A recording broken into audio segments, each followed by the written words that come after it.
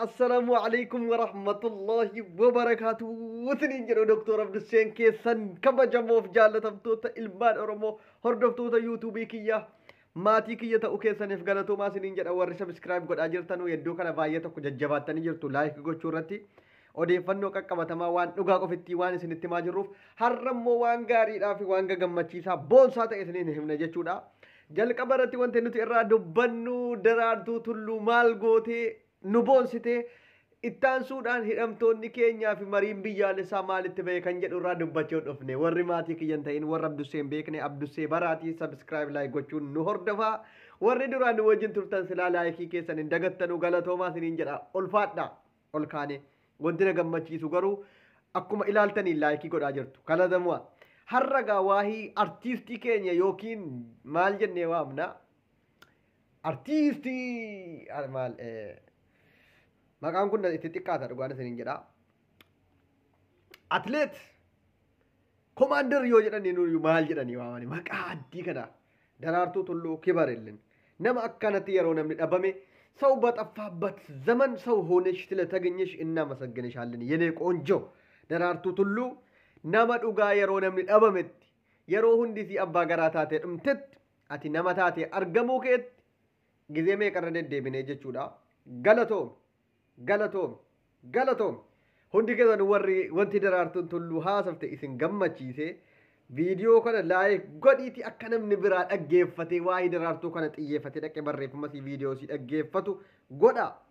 ደራርቱ ቱሉ ማል ዱበቴ ኑ ቦሲቴ ጀቹን ከሰኒ ኖሉ ቪዲዮ ዮ በርባደን እስኒፍ ኬኛ ጀቹ አስራ ደራርቱ ቱሉ ዋን አጃኢባ ዱበቴ ዋን ኦሮሞን ኤርገ ሚዲያ ደቤ ሆካንፈሜ ወጋ ሰዲኢፍ ደሙ አፋን ኦሮሞ ከሰ ጅሩ ዱበቴ gaafii otuu Oromoon carraa argate miidiyaatti fayyadame maal gaafata jedhee Oromoo yaadu gaafatte kaleessa walgahii marii biyyaalessaa jedhamu irratti waan ajaa'ibaati.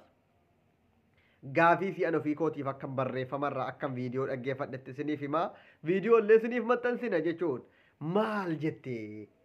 Itoophiyaan nagaa argachuudhaaf awwala Oromiyaan nagaa yoo argatteedha jette tokkoffaa kan onnee kiyya na qabbaneesse Allahu akbar dubbii ajaa'ibaati bar kan nuti waggaa meeqa iyyine dura mana kee kabachiisi Itoophiyaan jedhamtu fayyaansi Oromiyaa ta'u hubadha yoo Oromiyaan nagaa taate Itoophiyaan nagaa taati Oromoodhaa du'u Oromoodhaa miidiyaarraa hukkaanfame Oromoodhaa mana hidhaatii bahee ajjeefamu Itoophiyaan nagaa argattu hin jirtu yaa Abiyyi keenya yaa maal jenne yaa Shimallis keenya yaa Taayyee keenya jenne kurrifataa baani har'a namni dhaga'u dhabamee haddii kana Itoophiyaan waggaa 50maaf dubbatti deebite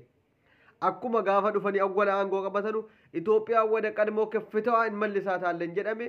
waggaa 150 jedhamee waggaa 50 dubbatti deebi'ee jira 50 waggaa 100 tafe waan ta'eef otuu kana achi qilqaalii gadi fagoo bowwaa keessatti gadiin awwaalamin akkasiin kaaftuuf Daraartuu Tulluu waamicha ajaa'ibaa goote hagalatoomtu otuu kana achi waggaa 50 deebistanii jirtu ammas 100tti dabaltanii 150 sirna minlik duriitti akka durii qomcee kumki Itoophiyaa gootanii lafa keessan balleessin dammaqaati lammaffaa irratti gaafiin isin gaafattee onnee na qabbaneesse maali yoo jettan warri jijjiirama kana fiduu keessatti gahee guddaa qabu eessa jira jennee erga gaafachuu jalqabne ture deebiin maafi deebiin erga dhabame argattanii Daraartuun Tulluu gaafii Oromoon hundi gaafatu gaafatti warri jijjiirama kana fiduudhaaf gahee guddaa qabu eessa jira lama jettanii sadaffaa irratti gaafiin isin ijoon gaafatte maali maal gaafatte beektu Daraartuu Tulluu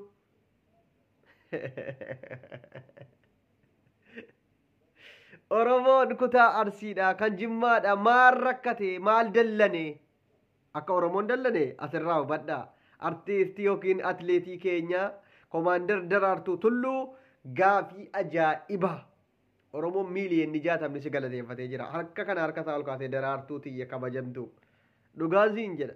Daraartuu Tulluu kabajami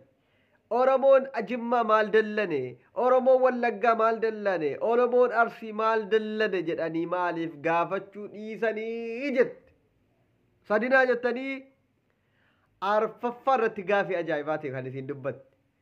lanee jette ከሁሉም የሚበልጥልኝ ስርዓት የገዳ ስርዓት ነው የሚበልጥልኝ nuti maaliif sirna gadaa kanarraa baqanna jijjiiramni kun dhufeera erga jedhamee maaliif deebi'ee boolla lixe yoo wallolle maaliif sirna gadaatiin araaramuun dhiifamee sirna durii sanatti deebi'uudhaaf yaalama anaaf sirna addunyaa kanarra jiru hunda keessaa sirni na gammachiisu ana biratti fudhatama qabu sirna gadaatii jette arfaffaadha kun ajaa'ibaa bar kana caala dubbachuu hin danda'u jette dhumar nan sodaadha si kana caala dubbachuu hin danda'u kana caalas kolfuu hin danda'u asirratti hin gabaabsaa jettee dubbisi xumurte ajaa'iba rabbiiti dubbii aannan caalu abbaa dhuguu danda'uuf dhugaa deemaati feesbuuk irratti abbaan ammallee viidiyoo kana dhaggeeffatee ol fuudhee habbuuqqateen dhugin dubbiin kun kan dhaggeeffatanii dhiisanu qofa utuu hin taane kan habbuuqqatanii dhuganuudha. Hidhamtoonni keenya jijjiirama kana fiduudhaaf gahee guddaa akka jarri qaban Itoophiyaa jedhamtu kanaaf akka jarri furmaata ta'an qucci goote lafa keesse dareen hagalatoomne. Har'a eessa jiran Lammaa Magarsaa kan jijjiirama kana fidee gooftaan keenya ummata jedhee ummata Oromootiin jaalalaan haddii kana ummata keenya booji'ee wayyaanee haddii kana taankii marfiidhaan qeerroon harka duwwaa jala dhaabbatee lammaadhaan waliin ta'uun Jawaar Mahammad laaptooppii isaa rasaasatti jijjiiruudhaan biyyattii kana akkasiin humna wayyaanee jalaa baatu kan godhe adda eessa jira gaafii kana eenyu ni gaafatame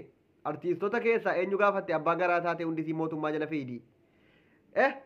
warri amma maal ofiin jettu manguddoon ofiin jettu mootummaa jala fiigdee warri abbaa gadaa ofiin jirtu mootummaa jala fiiguun ala kan akka daraartuu kanatti naratiisaa naffee Oromoodhaaf hojjetu hin jiru. Daraartuu Tulluu gaafa hayyoonni keenya mana hidhaa keessatti guyyaa 40 nyaata nyaachuu didanii beelaan of ajjeesuudhaaf waggaa guyyaa 40 fayyaa utuu qoonqoon jiraa waan nyaatin turan sana kan dhaqee achitti argamee raayyaa abbaa maccaa ta'uudhaan jaarsummaa kadhatanii maalo Oromoon isin barbaada ofii jettanii otoo hin taane Oromoof jettanii nyaachuu qabdan jettee kadhatte isiin har'allee gabbaatee jechuudha carraa argatte carraa miidiyaa laayivii darbaaru irratti marii biyyaalessaa jedhame irratti gaafii ajaa'ibaa gaafattee biltsiginnaa mataa qabachiifte yoo gaafii kana dhagahaniiru ta'e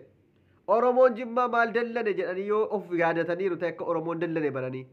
Oromoon Arsii maal dallane jedhanii yoo of gaafatan Oromoon Wallaggaa maal dallane jijjiiramni kun maaliif gufate akka duraatti deemuu dide yoo jedhan hidhamtoonni keenya mana qaalettii keessa furmaanni biyyattii ta'aa jiru gadi baasi. Mee gadi baasi waa tokko of intiniin jettu biyya bulchuun akkanaa miti gadi baasi hidhamtoota. Haasaa daraartuu fudhadhuuti itti fayyadami biyyattii baraari. Ofitti warra matattii qofittii kan akka Daani'el Kibret ofitti marsiiftee teessee ofin dogongorsin giiftii koo siin jenna giiftii maaliiti kun inshallah yeroo dhiyootti marii biyyaalessaa kanaaf yoo dubbii daraartuu fudhatan hidhamtoonni keenyas ni ba'u garuu biltsiginnaatu nuu gadhiifti biltsiginnaatu hidhamtoota keenya nuu hiikti jennee taa'urra qabsoodhaan isin baafannaa jaalmarroon isitti muddaa jira waan ajaa'ibaa dhadhagahaa jirra galatoomaa viidiyoo kana laayikii 2000 barbaadame baqaneennat uleetti shi laayik argulliin akka nama bira gahuuf sheerii jechuudha bakka laayik argu ay kaffalibbatim galatooma himma chaachuu